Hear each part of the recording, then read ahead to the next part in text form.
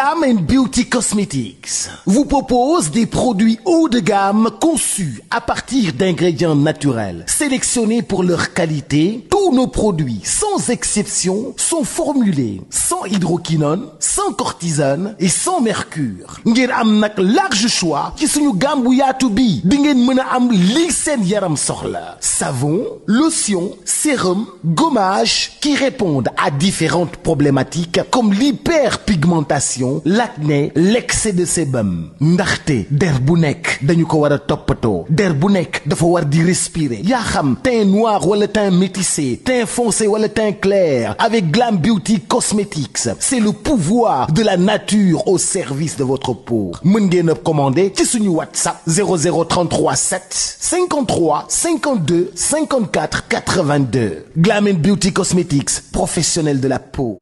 Vous êtes industriel, commerçant, e-commerce, PME-PMI, vous cherchez à vous développer sur l'Afrique, sourcer ou vendre vos produits depuis ou vers l'ensemble des pays d'Afrique, d'Europe ou d'Asie, transporter en toute sécurité et en payant le juste prix, ou encore développer votre activité e-commerce en Afrique, Logido, avec une présence au Maghreb, Afrique de l'Ouest, Afrique centrale, une multitude de modes de transport, un réseau international, 2 plateformes qui vous simplifient vos opérations en Afrique, Logido et Afrido. Logido, une plateforme end-to-end pour vos transports qui vous offre un one-stop shop, un comparateur de prix, un simulateur de douane et une assurance transport. Et Afrido, une plateforme qui vous permet de gérer vos commandes dans 9 pays ouest africains. Logido, c'est plus de 200 clients B2B dans la logistique, dans la distribution, dans l'industrie, dans l'e-commerce. Faites confiance à Logido et donnez un nouvel élan à vos business en Afrique. Logido, la plateforme qui vous connecte au marché africain.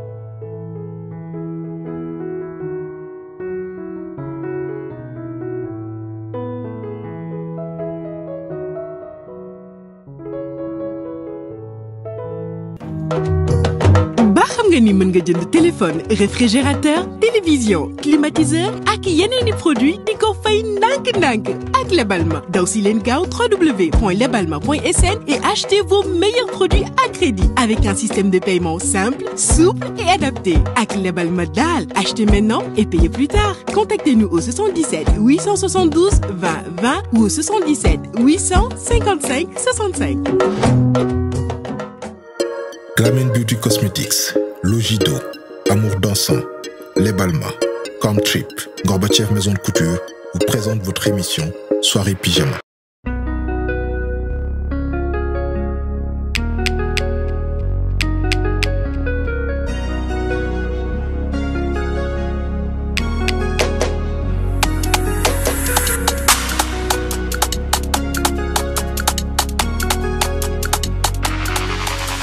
Buenos tardes, xam naa di ngeen jaaxle loolu du tax ma laaj espagnol mais di ngeen ko comprendre su ma introduire kenn su ma invité yi ma leen di nuyu bu baax a baax maa ngi delluwaat si fii Soirée Pyjama dem bay nelaw te nelaw ma am 2 gan nag ay ñaari ndaanaan 2 dames qui évoluent dans le domaine du cinéma dans l'audiovisuel di jouer si ay séries télévisées may commencer sama droite di dalal Aïcha Ba Aïcha noo def. Magnifique. Buenas tardes. Buenas tardes. moom nag espagnol la quoi moo tax ma ni foofu ma làkk espagnol ba yaa ngi si jàmm. Mais c'est bien, ¿qué tal? nañ continuer. Non dama dégg du ma ëpp. Bien. Muy bien. Muy bien. Muy bien. ¿Qué tal, cariño? xaw ma loolu de muy bien nag bis da ci Muy bien. dama dégg nag dama dégg. Sinon sama gauche maa ngi am Armand Lo ñu xam ko ci turu Maître Meg. Maître noo def. Exactement ça va maa ngi ci jàmm ça va bien oui. cool mais da ngeen yéex a ñëw. loolu moom am na waaye xam nga embouteillage yeeg kii bi. da ngeen yéex a ñëw pourtant heure bi joxe woon naa ko de. te xam naa ne du man. du man itam defe naa de. man kañ nga ñëw. man 20h yooyu noonu rek. boo jógee Ziguinchor. non non. mais yaa ngi ci jàmm. mais bienvenue, faites comme chez vous. On est chez nous. Tout en sachant que vous êtes chez moi. Mais sincère naa leen de sincère naa leen. Merci. man moom ku ñëw sama appartement dama lay sincère. waaw. waaw pyjama yi nag rafet na. confortable. yii nag laay def dama lay invité pyjama party ba pare jox la pyjama. ñu def soirée. sunu benn sponsor moo fi jaar nag muy Confien Chic ñu koy remercier bu baax a baax. ba yéen a ngi à l'aise. waaw ñu ngi à l'aise fii tàmbaleeg mooy damay introduire sama émission présenter leen ñenn ñoo xam ni ñu leen xam la ñu leen jege bu baax a baax a baax ñu def ay petits témoignages ci yéen bëggoon rek ñu seetaan ko ñëwaat. ok bismillah.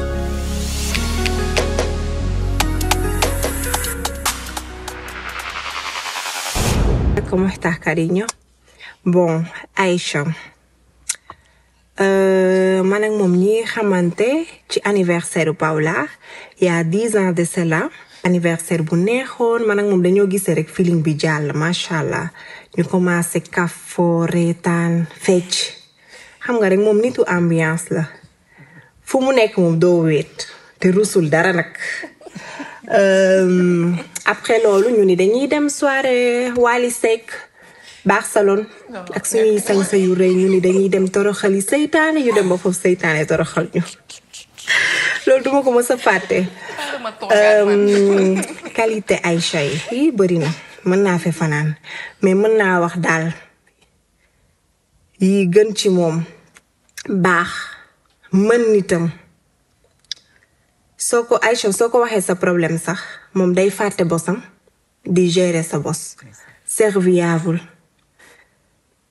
macha allah daal mën naa fe fanaan comme ni ma ko waxee ay défaut pànk copine pànk nga wàññul pànk moom def nga ko pànk ak mën a jooy Aïcha soo ko waxee ola sax mu jooy waaw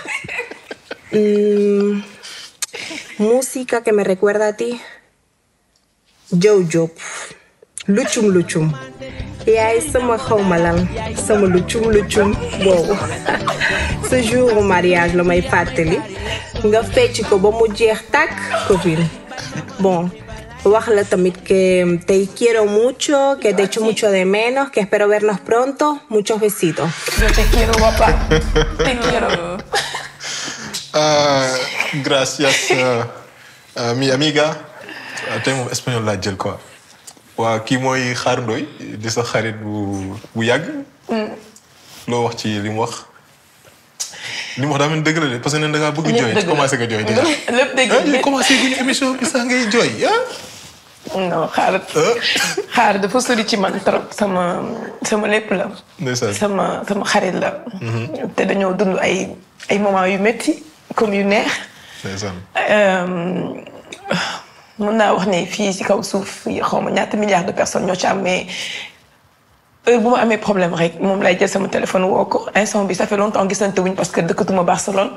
mais lépp la may xamal bi ma ëmbee moom laa ko njëkk wax bi ma ko waxee damay marié wu dafa bàyyi liggéeyam jógee Barcelone ñëw ba Dakar.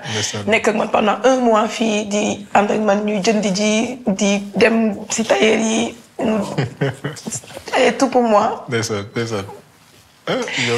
yow pare goo jooy est-ce que man yërëm ko nag yow tamit est-ce que tamit lii pyjama la ñu wax tamit xam nga.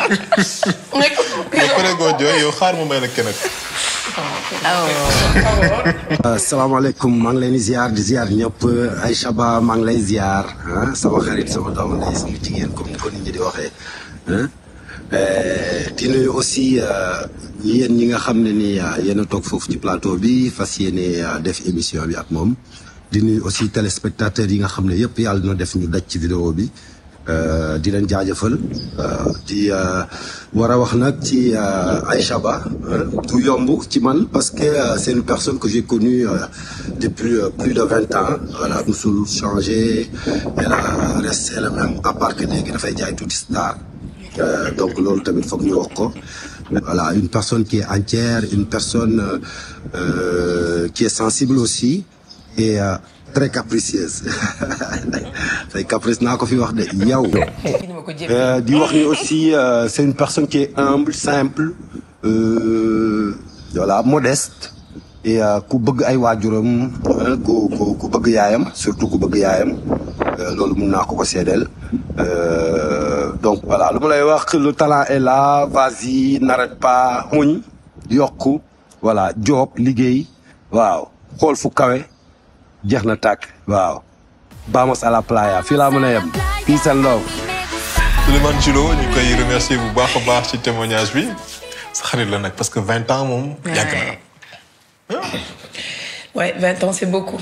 Bah loolu mooy refléter aussi si série bi parce que les gens se demandent yéen seen complicité bi nii comment ça se fait-il que xanaa da ngeen yàgg xamante am na ñu naan xanaa da ngeen doon génn et tout. Moi quand j'ai connu Julo moom amul woon jabar man aw ma woon jëkkër amul woon doom man aw ma woon doom ñu nekk ay jeunes ñuy fréquenter depuis plus de 20 ans.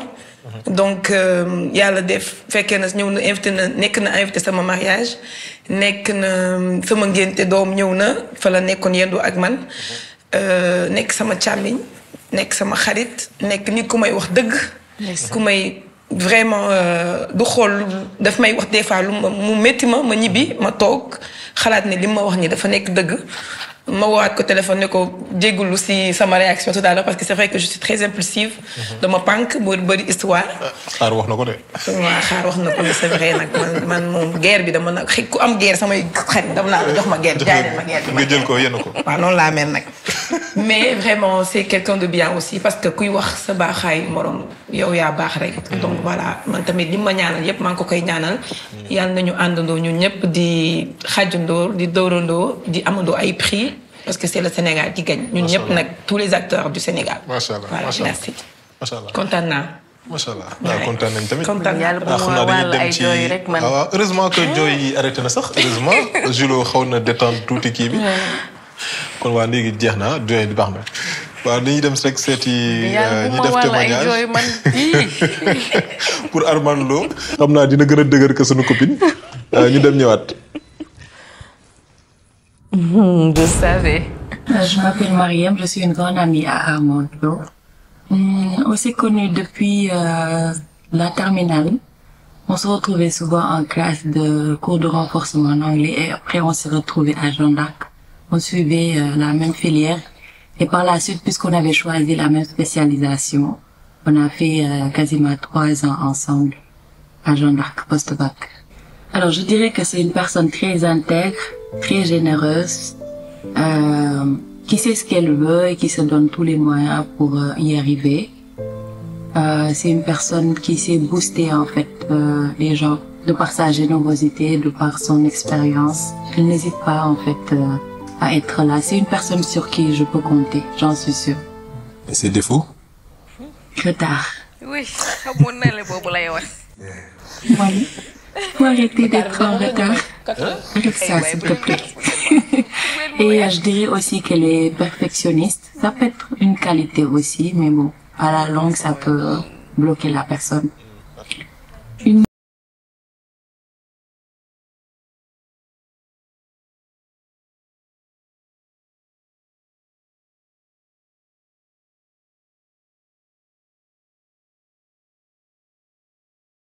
Débordée. Et du coup, Sunday Kind of Love, je la vois bien comme la chanteuse dans sa cuisine parce qu'elle aime beaucoup faire à manger et donner aux gens. Je la vois bien un dimanche dans sa belle cuisine en train de faire des petits gâteaux pour la famille et ses amis. Et comme c'est une grande rêveuse et une grande amoureuse, cette chanson pourrait vraiment l'apaiser un dimanche pour faire sortir sa créativité. Il faut dire aussi que c'est une personne dans le jargon informatique multitâche. Armand, elle chante très bien, elle joue bien à la guitare, elle est un poisson, elle nage super bien. Elle a des talents de pâtissière, elle est dans la réalisation, le cinéma, c'est une grande actrice, donc oui, elle a besoin d'un Sunday Kind of Love pour s'apaiser. Eh ouais. ah man lii yëpp Aïcha la lii yëpp en fait tey bi ma leen di invité dama ne tey foo mu jooylu leen. aywa li nekk ci pyjama party. du mën nga doon tooñ naan ma yaa ngi jooy. mais nan leen parce que jooy jeex. waaw waaw kaay ñu ci nan leen. alors on traque qu'on pleure là. aux larmes. Ouais. mais muy nekk ay larmes nag de bonheur. pyjamatise. larmes de bonheur.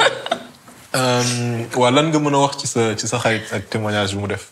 En fait, bête moi, le montage, je l'ai dit tout à l'heure, mais je savais que c'était elle. Moi, tout le monde donne. Mariam dafa nekk sama benn xarit bu spécial. Moi, je la considère plus comme ma sœur. Des fois, dañuy toog di ànd ñu fa nekk sama famille la bokk wala c'est une cousine. On est très proches depuis terminale.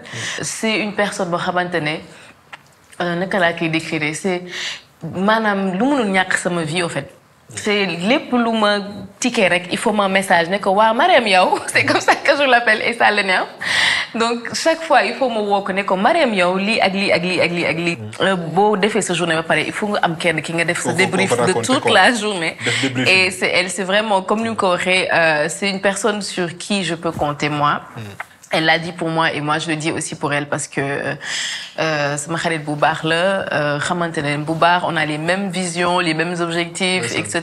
donc ñaar ñi mën a ànd la en fait c'est ma sœur. On collabore beaucoup ensemble sur pas mal de choses et franchement. je vous ai vu d'ailleurs sur benn vidéo ensemble là ngeen nekkoon voyage. Exactement voilà donc je peux compter sur elle si lépp lu may def et elle peut compter sur moi si lépp lu mu soxla donc c'est une grande amie à moi. pareeguma nag j'espère que di nga jooyaat. non bii moom baax na moom. donc ñu demaat ci keneen koo xam ne def na benn témoignage. sama jooy sax ay jooy tokk la waaye ay sama ay larmes la fi joxe ay larmes. donc ñu demee ci beneen koo xam ne ni ku la jege. ku la gën a jege bii poids. mu def benn témoignage encore une fois ci yow. ñu seetaan ko ñëwaat.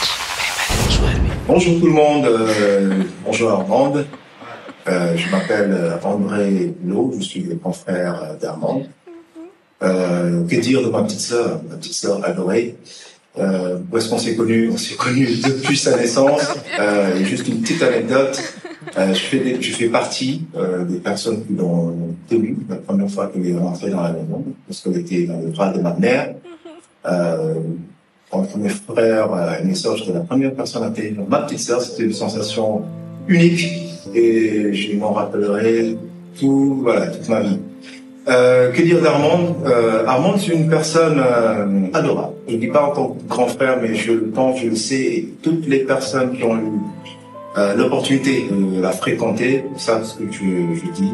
Il y a énormément de qualités qui me viennent à l'esprit. Son efficacité, de par sa bonne humeur, sa joie de vivre, nos délires ensemble, elle sait de quoi je parle. Armande, c'est ma petite sœur adorée, c'est ma meilleure amie, c'est ma confidente, c'est mon tout. Donc c'est la touche charme de la famille, mais je retiendrai deux choses. Armande est très têtue, Armande est dur en business. Si je devais prendre un exemple d'une chanson qui pourrait correspondre à Armande, je prendrais l'exemple de Pharrell Williams, Happy, parce qu'elle est tout le temps happy. Quelque chose que je t'ai jamais dit, vous cherchez, mais tu sais que je suis fier de toi. On est tous fiers de toi, que ce soit Félix, Cécile, moi, maman, papa. On est tous fiers de toi, fiers de ce que tu es aujourd'hui, de ce que tu as eu à faire, de ta progression mais phénoménale, de ton assurance, de tout. Et sache que l'on t'aime. C'est vrai que t'aimes. Je te l'ai jamais dit, mais je t'aime ma petite sœur. Porte-toi bien. Machallah. Machallah, machallah. Ay investigateur. Oh, mais il y a une investigation ngeen def mais lii c'est. mais est-ce qu'on peut s'arrêter 2 minutes wax ci sañse wu grand bi.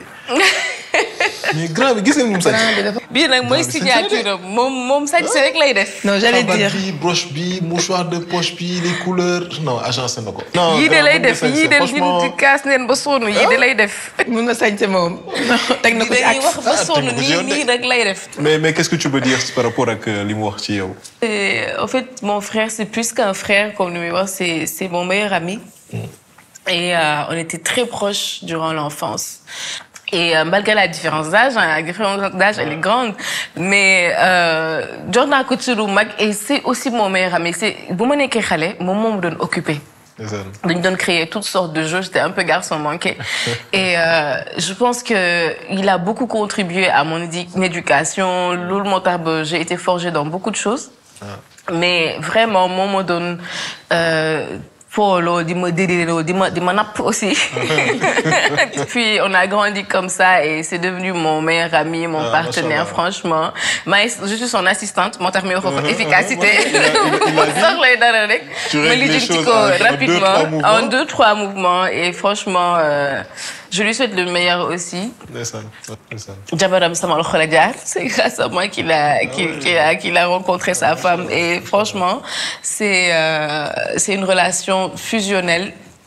On se comprend, même si je suis proche de mes autres frères et sœurs, mais avec lui, c'est vraiment différent. Comment vous avez fait pour eux? Voilà. Non, mais c'est grave. Je suis hyper proche de mon frère. Et en tout cas, on a réussi à l'avoir. Et du coup, je remercie beaucoup ci temps bu mu jël pour def ce petit témoignage. Bon, on va faire quoi? On va bàyyi ngeen jooy. Ah non, on a trop. Wala ngeen fomp seen rango ñi ngeen naan tranquillement. Aïcha, wóor na ma dafa doon jooy ci sama boss. Wóor na ma, dis-moi que tu pleurais. Bon, on va aller sur notre deuxième rubrique. On va aller sur questions-réponses. Le temps de donner le temps, essuyer l'arme et tout. Donc, il y aura encore si bien voir ambiance, ça sera un peu plus joyeux, n'est-ce pas? Okay. Rubrique questions-réponses et on revient.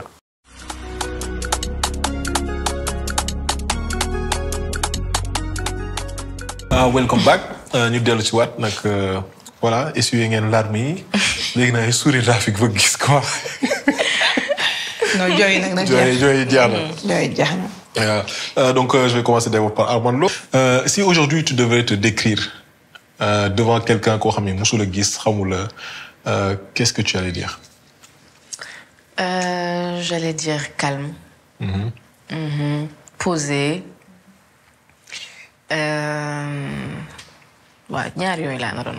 Et si c'est Walum Ligue, qu'est-ce que tu fais à part les jouer dans les séries? Alors, à part jouer dans les séries, je suis dans l'agriculture et l'agroalimentaire, la transformation agroalimentaire. Donc, Dani Bay, à fruits et légumes bio locaux et de saison. Qui transformé les boîtiers, tout, qui de sécurité, chaussures de sécurité. Mais, boy, d'un petit bay, cheveux, non, des fois, il y a des cheveux, des fois, mais des fois, on faut la gueule de mes champs d'artiste, voilà. Mais, fan gay bay d'habitude? Alors, nous y bay, c'est bicotan. Boudé fraises, c'est bicotan avec l'enkebe. Boudé les légumes, les arbres fruitiers, ndofan. Ndofan sur la route de Nguyen parce qu'il y a 2 ndofan. Okay. Donc bon, mon gars serait sebi, mais faut finir tout ce qui est arbres fruitiers, légumes, non. Mais pourquoi l'agriculture? Ah, agriculture, c'est parce que c'est une passion. Donc, Djang ou? Djang, encore oui. Au moment où j'ai voulu me lancer. Parce que à la base, mon cursus, il n'y avait pas de sciences ni de agriculture. C'était gestion des entreprises, gestion de projets. Okay. Après, c'est quand j'ai eu le déclic du business, avec produit que je lancé à l'époque, chez l'année, bon, est-ce que je vais pas virer d'agriculture? Okay. Voilà. Après, des formations et puis il y a aussi entreprise B. Ok. Et tu fais de la transformation de fruits, légumes, non? Ou là? Légumes, non. Denis transformer fruits en jus, en purée, en fruits secs, en fruits surgelés. Les de A à Z. Sous nos slogan, c'est rien ne se perd, tout se transforme. Rappelez-nous déjà ce marque. Mandabio. Mandabio. Mais je Mandabio. Waaw. Def naa erreur. Sur les pages pyjama tamit. def naa yëfu yoga dëgg. waaw di cap ay waay fàtte naa ko. Surtout jugee Ziguinchor. Aussi. dama doon arrosé tool yi.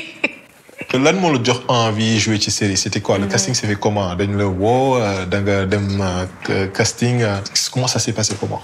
Bon, avant Marodi, moi j'aimais le cinéma. Et balaa sax may def sama business bi je pense loolu moo tax ma xawoon gën a ralentir si cinéma bi à un moment donné parce que vers 2016 comme ça j'ai commencé à m'intéresser au casting. Donc je me rappelle à l'époque dama doon dem studio Sankara tout le temps di def ay casting voix off def ay petits casting vidéo bon di xaar après ñu woo ma quoi c'était sama benn activité de vacances la woon à chaque fois. Et première fois bi ñu ma woowee c'était en 2016 pour benn spot. D'accord. Et juste après ça, elle m'a commencé de petits programmes de formation comme Kino, etc. Et Kino, c'était plus de la formation en réalisation, écriture, non. Mais ça me connectait quand même aux acteurs du milieu cinéma. Et donc, tu pouvais savoir, fan moi am casting, fan moi am formation, fan moi am réalisation de films. Donc, je suis très curieuse. Après, bon, il y a eu le business. J'ai dû un peu ralentir l'activité Bobo Nono. Donc, entre-temps, j'avais fait juste quelques courts-métrages. Il me jouait et autres. Après, bon, j'étais beaucoup plus sur l'agriculture parce qu'il fallait que je commence le boulot. Et je suis revenue peut-être pour comeback B pour moi, c'était avec Marodi justement, qui série Impact B, voilà. Donc, de femme, mon réalisateur Bela Hamon, parce qu'il avait fait un post justement sur les réseaux sociaux d'Inan de donner cette belle profil. Et je lui ai envoyé un message, je me dis, ah yo, comme on avait déjà travaillé, on va voir ce que ça va donner. Et je suis partie, ma def SB, ça s'est bien passé. J'étais très optimiste. Et après, nous avons pour deuxième essai, c'était la confrontation avec Maître Meng, confrontation qui ça, tang ça. Et puis ils ont apprécié. Voilà, exactement. Et puis nous l'avons commencé Impact, voilà, saison 2 saisons et puis voilà. Cool. Et je pense que donc donc c'est une première apparition au Sénégalais. Je pense que c'était dans la maison de prod de Marodi. Salma, je pense que Salma yow Invictus nga commencé wala moom nag daa bëri ay texte dank Marodi. moom fépp la moom daa ay non loolu dina ci ñëwaat tegoon na fa tànk mais loolu dañ ciy ñëwaat même question rek laa lay poser. Même question rek laa lay poser aujourd'hui su fekkee da nga nar a décrire wax sa bopp pour nit ñi la xamul wax kan mooy Aïcha Ba lan ngay wax. Bah, tout le contraire.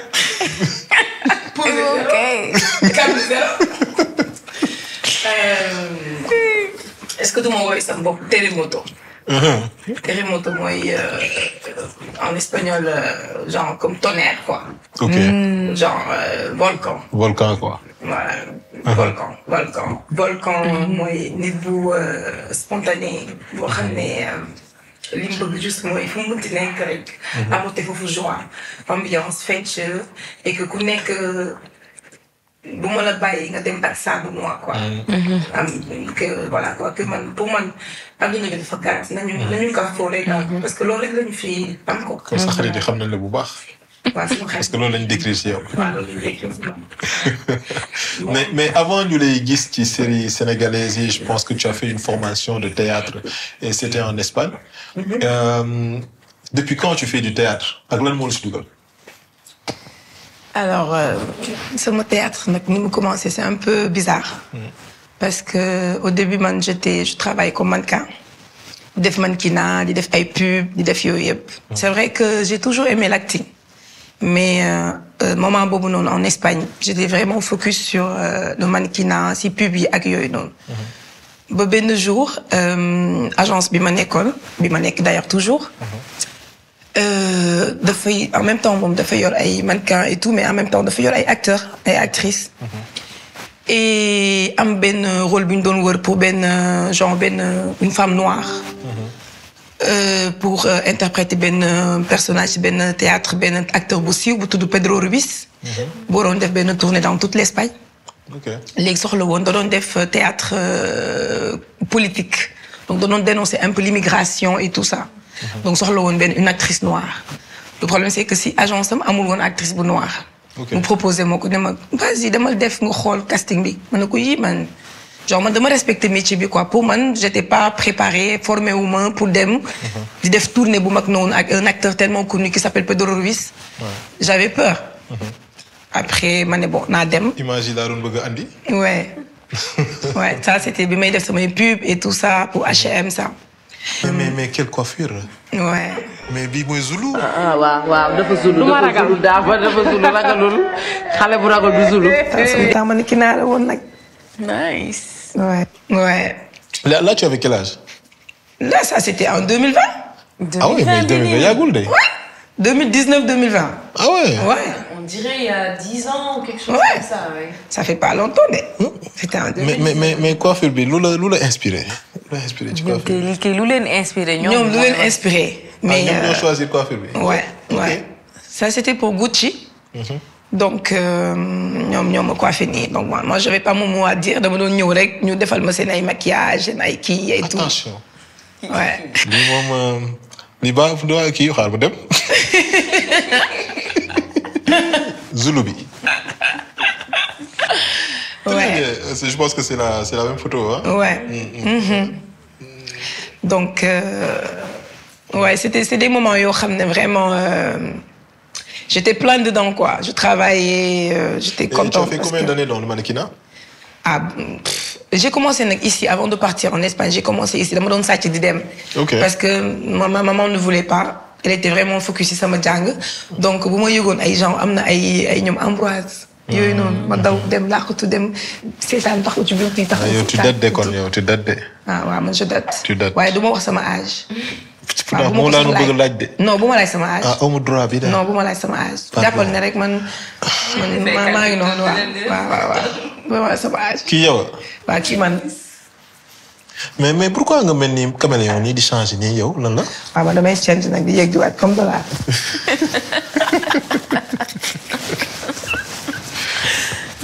Ça se voit qu'il y a la passion parce que j'aime ce que je faisais. Et puis, je me donnais à fond. Et puis, voilà. Donc, on donne enjoy, donc, ces plateaux de tournage. Puis, tu as changé, ouais. Ok. Ouais, je change beaucoup. Très bien. Donc, voilà. Donc, c'est comme ça que l'ADEM Def Casting B. Il y avait beaucoup de noirs, il y avait des filles latines de Santo Domingo, ay nit ñu bari. Et quand j'étais là, maa ngi fàttaliku dama bëggoon daw. Dama bëggoon dem parce que je voyais que tout le monde était là ak seen texte yi def ay va et vient di dugg di génn ma ne man où est-ce que je suis. Après ma woo sama agent ne ko Laura Keme booy mu ne ma non defal. Ma def ñibbi sama kër. Le temps que mes talks déposé et tout, nous avons téléphoné néna nga ñëwaat. Donc je venais d'arriver de poser mon sac. Néna nga ñëwaat. Ma ñëw jox ma ben texte né ma dama nga préparer ko pendant une semaine nga ñëwaat. De toute façon, yow lañ bëgg nga def ko. Voilà, ma dem. Ce que j'ai fait moy dama amone ben xarit bo xamné acteur la, mu dem bolé mak professeur am. OK. Nga doon jang. Ma dem fofu fay ñu préparer ma parce que je me disais que une tournée dans toute l'Espagne dafa reuy. Donc, madame Def tournée pendant 6 mois. J'étais à Valence, Madrid, Bilbao, Valladolid, fait. Mais quand je suis ici, tournage, je me suis dit, il faut. Parce que, les métiers là, qu'est-ce que je dois faire? Moi, aller me former. Donc, je pose tout ici, mannequinat, acti public, madame Djangi. Donc, j'ai fait 6 ans d'études.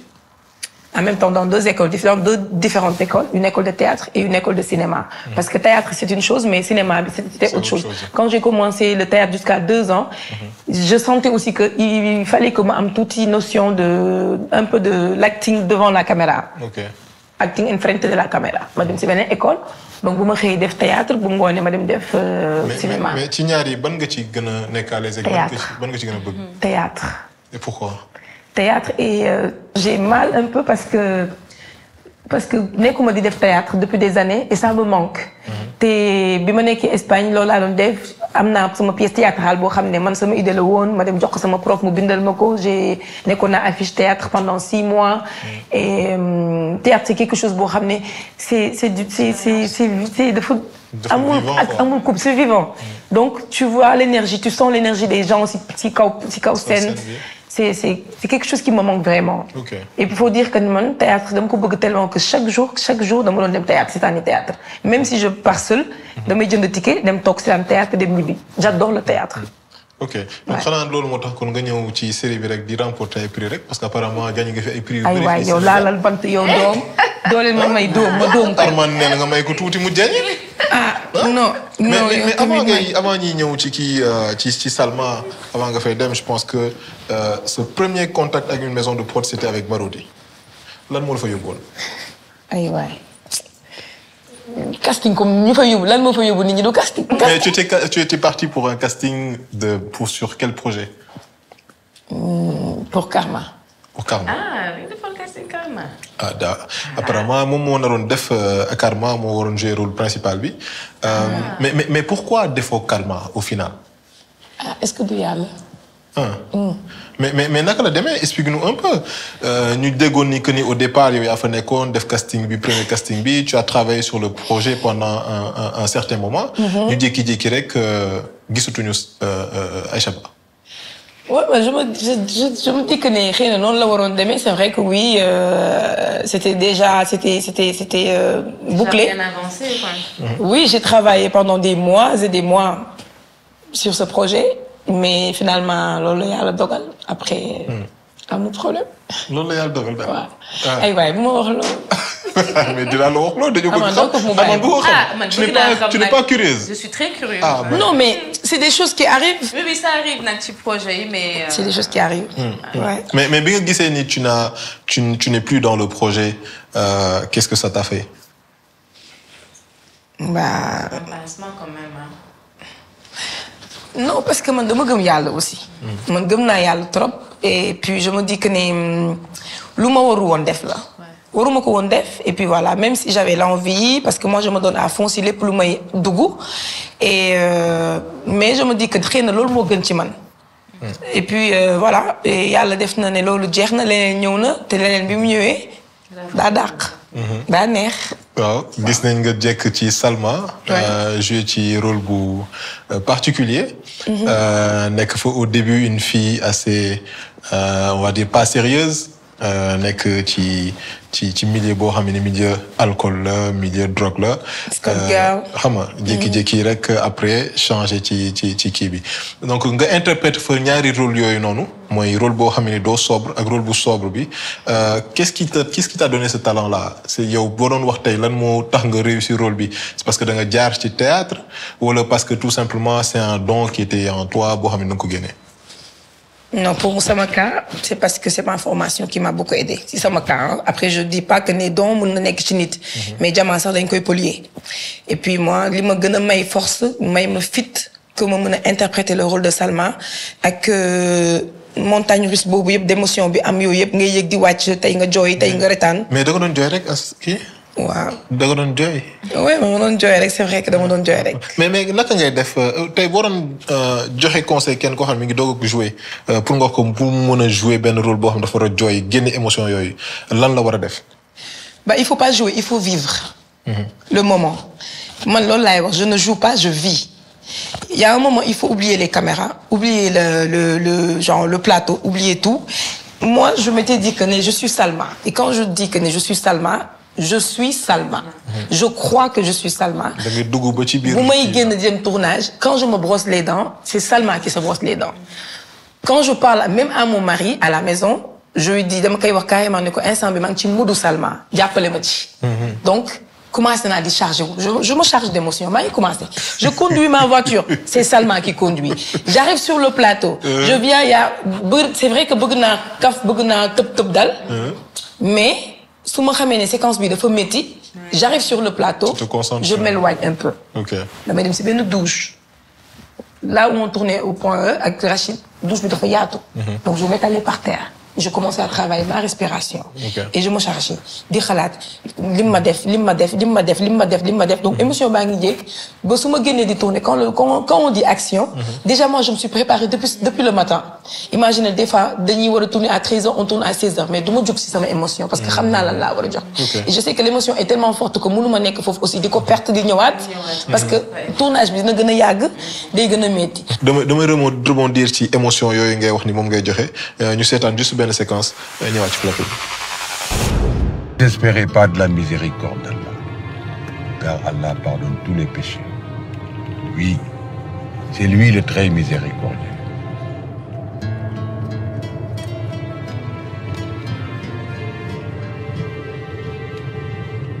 ak lu nit ñi mënti xalaat yàlla rek a xam li ne ci xolu nit ñi.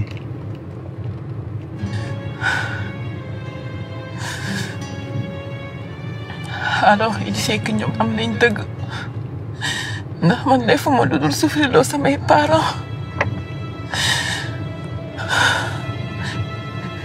julli sax heure bu ma neexee rek laa koy def. yaa ngi fàttaliku suñu borom saa su ne xam nga ne yàlla am na te mu lay gis te yaa ngi julli ci suñu soppe sallallahu alayhi wa sallam. noo xamee loolu yëpp. Père Mentor. Père Mentor. yàlla ko yàlla yërëm. yàlla ko yàlla yërëm. ko àjjana. Un très grand artiste. du bii rek nga xam ne yeneen yoo xam ne nii moom je pense que suñ ko doon wane fii ba suba duñ fi jógee. ñu jooyaat kay. mais juste un mot que tu peux dire sur Père Mentor. Père Mentor li ma mën a wax ci moom mooy une personne humble simple parce que ak li mu def yëpp moi je rêvais de tourner avec lui dama ko doon wax tout le temps yàlla bi mu defee jour boobu je suis arrivée xaw ma woon kan la dama ex dama ko gis rek il était tellement. Ce jour-là, on avait beaucoup de problèmes avec l'équipe technique et tout. Tournage, il y avait même un acteur qui a boudé, qui est parti. Mais lui, il était comme ça. Un technicien, prenez votre temps. Il fait arriver. J'ai dit, calme-toi. Je me dis, waouh. Qui m'a donné que fait des affaires, des définis, mais il était simple. Donc, l'image là, un petit moment, c'est l'ol la jungle que nit. Avec l'eau, monte de si adne, donc avoir les pieds sur terre, ramener. Voilà, la simplicité, moi, voilà. Qu'il repose en paix. Amin. Franchement, c'était un très grand artiste. Ouais. Armando, si tu dois retenir quelque chose dans cette série-là, ce serait quoi? Mais je pense que c'était assez rigoureux. Parce que rôle, mon là justement. Donc, il fallait être vraiment une personne assez sévère. Est-ce que tu n'es pas comme ça dans la vraie vie? Si, quand même. Si, quand même. Bon, mettez-vous le pour moi, parce que ça m'a rappelé un peu, voilà, une partie de mon quotidien. Je ne suis pas sévère tout le temps, quand même. Oui, bien sûr. Et rigoureuse, quoi. Voilà, rigoureuse. De mon il y a comme une séquence. Ça se voit, ça se sentait. Donc, c'était mes séquences favorites, franchement. Okay. Et puis, je me suis amusée aussi. Parce qu'en fait, pour moi, c'était des vacances. C'était un comeback parce que Godiona carrément si milieu j'étais plus dans la réalisation, l'écriture et dans d'autres formations. Et avec mon business, mais aussi j'avais un peu pris du recul par rapport à tout ça. Mais j'ai aimé revenir et revoir à quel point j'aimais le cinéma en fait. Et puis c'était pour moi une relance, un déclic pour dire que c'est vrai, il y a l'agriculture, il y a la passion, mais en fait cinéma de Friagon nek ci sama xol et puis il fallait que me continuer lolo. Mais comment tu fais pour gérer toutes ces casquettes-là je sais pas, en une journée, par exemple, tu peux être actrice, tu peux être en même temps chef d'entreprise. Comment tu arrives à gérer tout ça? Honnêtement, c'est pas facile. Moi-même, je ne sais pas comment j'arrive à gérer ça. Mais je pense que de fois, un temps, en fait. Au début, c'était pas possible. Il fallait choisir. Parce que nous prenons le cinéma, nous prenons, comme activité, en fait. C'est une activité très, très prenante. Et, mon tard, j'étais carrément déconnectée et je me suis focalisée sur business. Les gars, commencé stable et puis, équipe vitamine et puis, nous me confier des responsabilités. Donc, nous, nous, def sa planning, dem tournage, ñib si waat, di mener ses activités sans pour autant me porter préjudice ben wala benen bi. Et souvent même, je me suis retrouvée dans des situations moi xamantene complément la won ci sama business. Par exemple, le dernier tournage ma defoon avec Kéwu bi. C'était au Sine Saloum. Ok. Te bu ma demee. Une belle région. Fa la doon approvisionné wu en ditax matière première bi. Ok. Et quand j'ai terminé de tourner, bon, gars, ils m'ont dit, ñun ñibbeeguñu, ñu ngi fi ba léegi, donc je me suis dit, ma prolonger sama séjour bi, ma essayer xool ci sous-région bi, dem à la source approvisionné wu. Et par chance, hôtel bi ma daloon, mu amoon benn piroguier, mu ne ma boo demee ci île bi di nga am assez de matière première. Donc je suis partie, c'était à 1 heure de pirogue quand même, aller à retour. Et j'ai bravé ça, Timangrovi. Je suis partie et introduire mon village bi et ça fait que maintenant, jusqu'à présent, j'ai collaboré avec nous.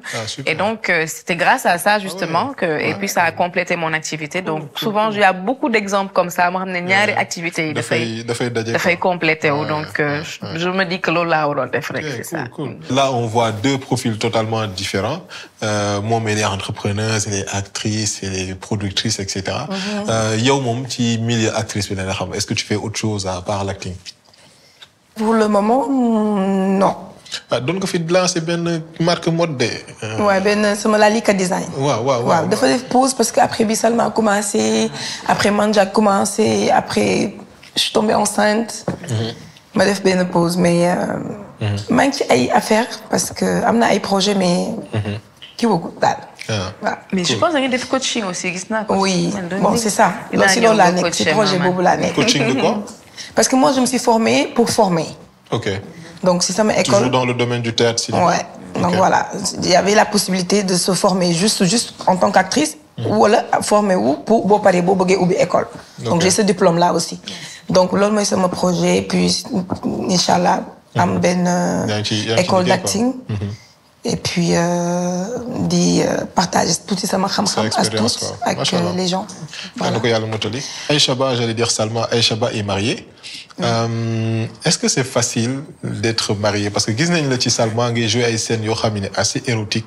Yo xamné da ngay djégé sa xarit bi def sa témoignage tout à l'heure ci yow moy Julo.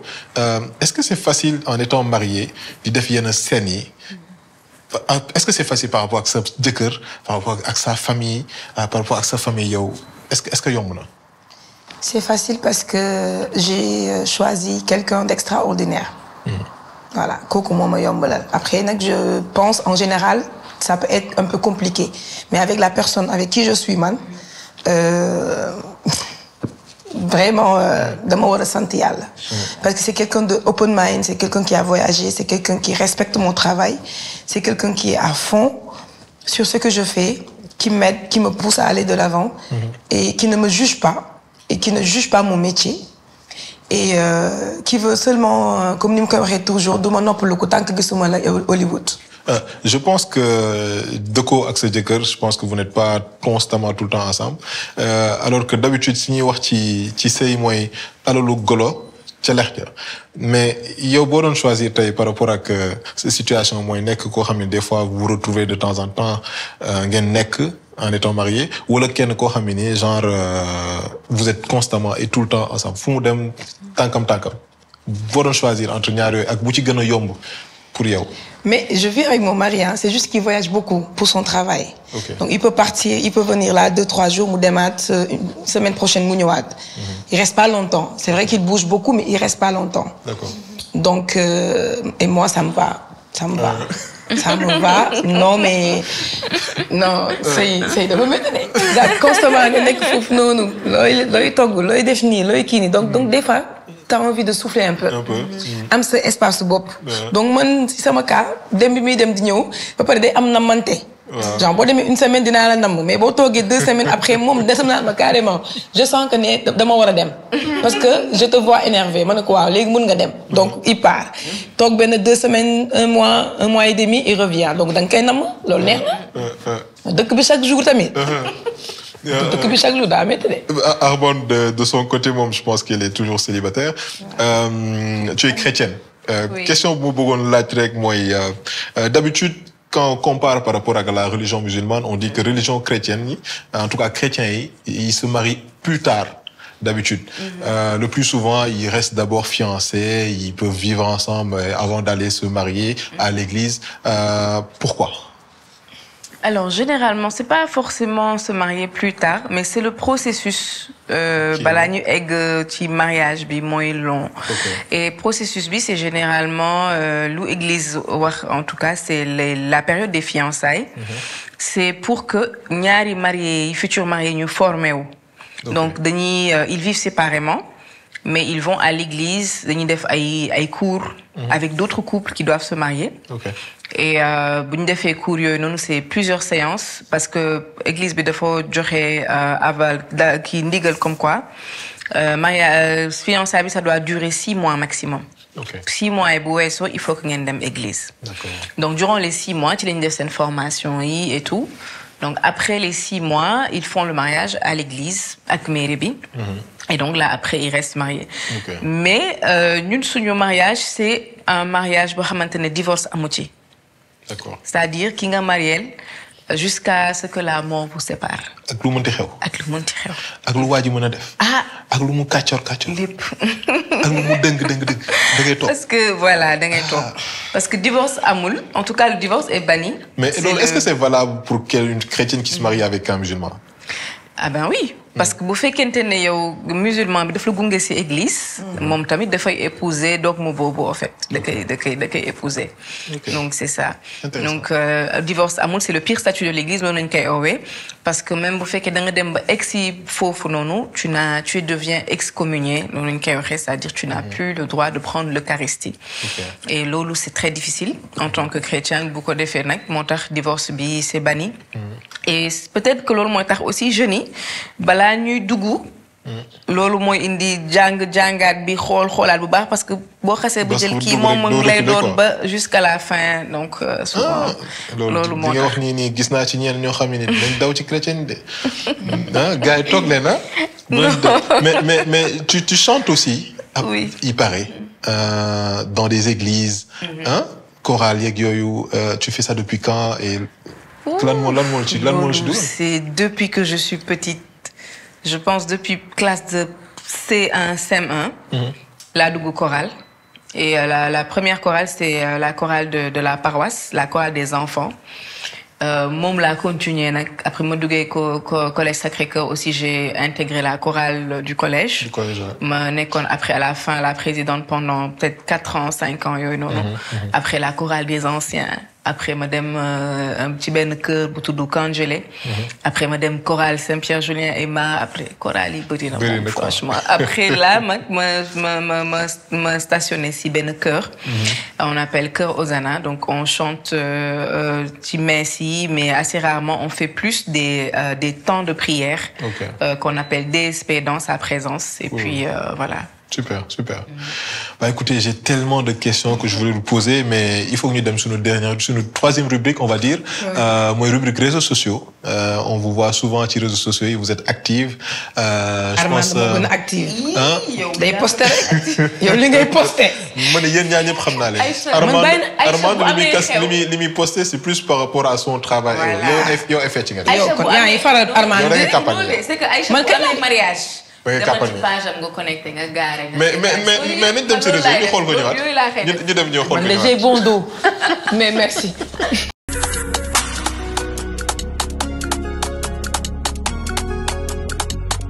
dem parce que da nga ma nar a wéeje fii si nii. mais actrice yi nag dañoo bëgg cheval de. dafa mel ni am na kenn ku ma ci invité woon aussi. gars moom boo leen moom da ngay yëg ci fas yi moom c'est normal. mu yéeg mais moom yéegul woon moom wala mu yéegee feeñu woon. lii de maa ngi tiit boo xam ne ah. mais tu as l'air sereine en fait mu ngi mel ni dara xew. léegi ak ki ma filmé ma ne ko doy na merci mu ne ma non avancé tuuti ma ne ko avancé wu ma. bon c'est bon wala xaaral ñu may la benn dernière vidéo. ñu wane sañse bi. def sama toq jong ma. Looking like 10 over 10 plus 10. 10 over 10 plus 10 boobu bëri na de ñaata la. Add everything. That's me.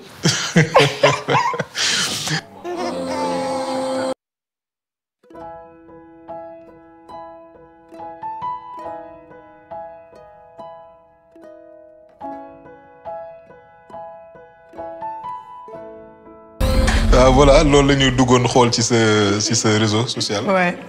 Instagram ñu xooli Armand ñëwaat. Armand day posté de. man posté wu ma lu bëri sax. Tu vois. yow mi ngi ci demal bayi. man ay fruits rek laay wane. demal bayi. yow ngay pose shooting. waaw. ñu ne ko bayal moom muy photo. non il faut que affaire bi glamour tuuti sax. tuuti fashion. attirer kii yaay.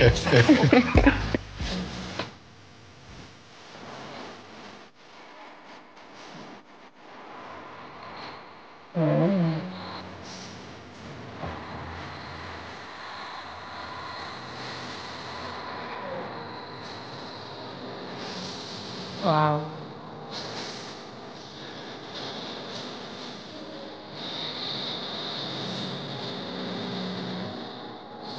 Ça, c'était où? C'était au Kenya avec ma sœur. Un voyage de nerfs. J'ai découvert ce pays et yàggoon naa bëgg dem ba ma amee occasion mais nag c'était vraiment top. Ku nekk nag fépp dem nañ fa.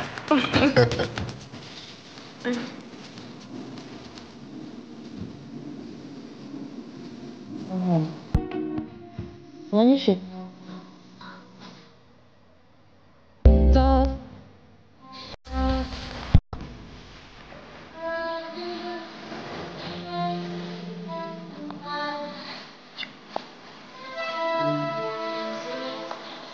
C'était où? Ça, c'était où? Turquie la woon, Istanbul. Bon, c'était pour le boulot, ma ne bon xaaral ma def benn doxantu bu ndaw. Dem découvrir un peu ñëwaat.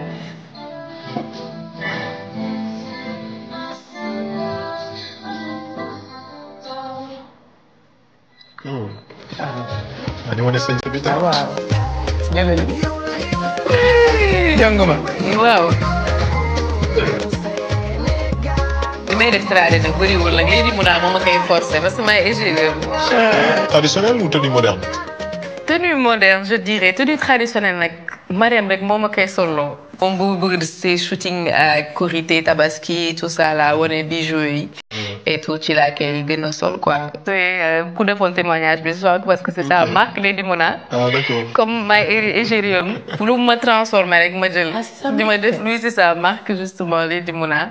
Et puis bi elle avait dit qu'elle voulait que ñu def benn c'était pour Korité bi justement. D'accord. Mën nañu def tuuti traditionnel xool lu muy joxe mais j'ai eu un plaisir à le faire nag quand même. Voilà, ñi egg si sunu dernière rubrique mooy rubrique jeu. Donc ça va être fun. Dañuy déplacer wu juste dem derrière. Voilà ma teg leen face to face nag ngeen jàkkaarloo. Ah loolu moom bu bëgg a yee. ñu xool kan la dóor morom. ñu dem.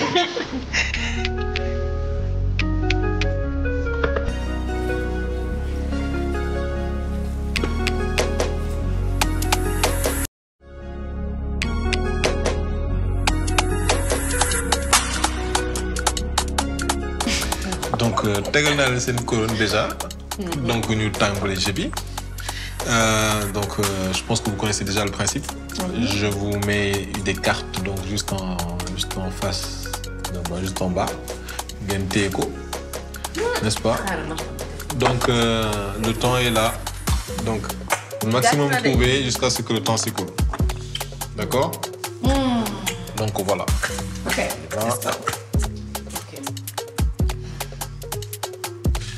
Donc on commence par Aïcha. Ok. On est bon? Prête? Prête.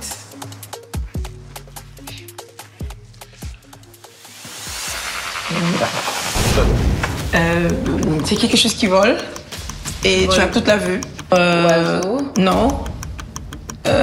Pour am vue bi yëpp. Vue bi yëpp ngay am. Drone. Ouais. Allez, allez. Ça, tu peux extraire de l'huile avec ça. Huile graine là wala kii la. Benn fruit la. Mais soo ma pressé damay génne huile bu nit ñi bëgg. Huile de palme? Non, c'est vert. Huile d'olive? Oui.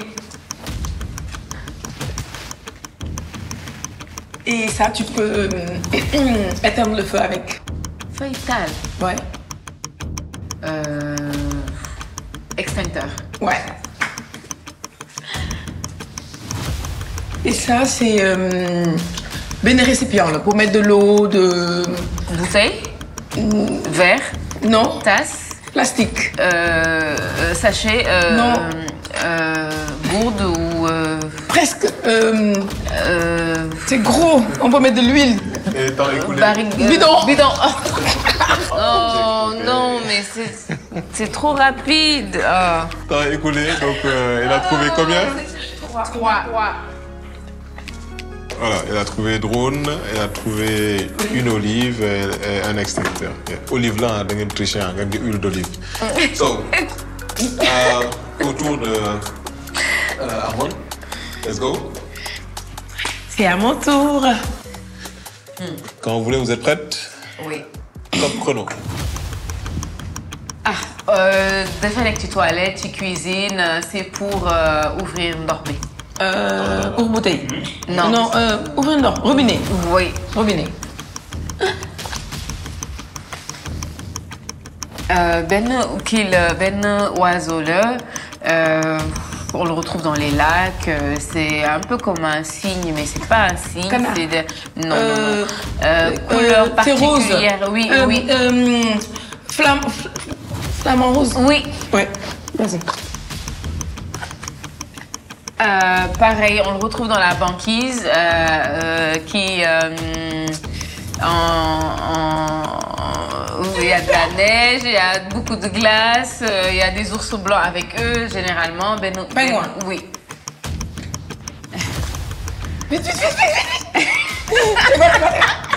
Bon, gagne, oui. Qu'est-ce qu'on met sur ta plaie, par exemple, pour ne pas que la plaie s'infecte? Tu as fait exprès. Temps écoulé. Juste après les médias. Mais tu as trouvé 3, hein, en plus. Je vois. Ex-aequo. Donc personne ne gagne là, on dirait. Elle a trouvé un pingouin, flamant rose et robinet. C'est pas là. Waouh. Donc égalité, donc personne ne gagne. 3 points partout.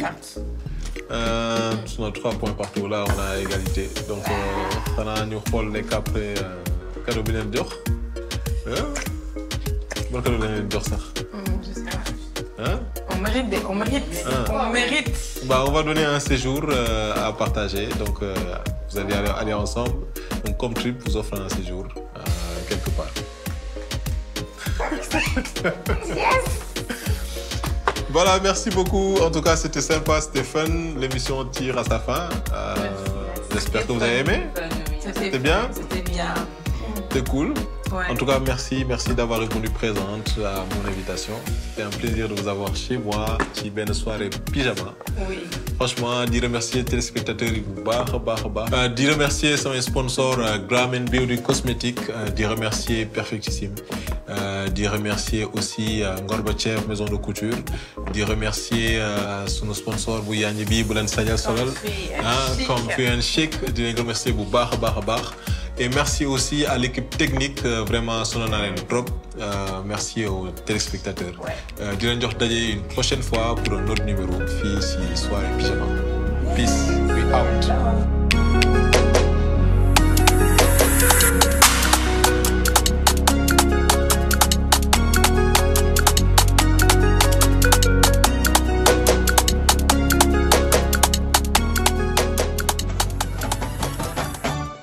Ay bari ay bari dogal yengo Ansel Fall dina la woywa Ansel dogal yengo ay bari yo ay bari Matara ke be malo lai woywa Matara dogal yengo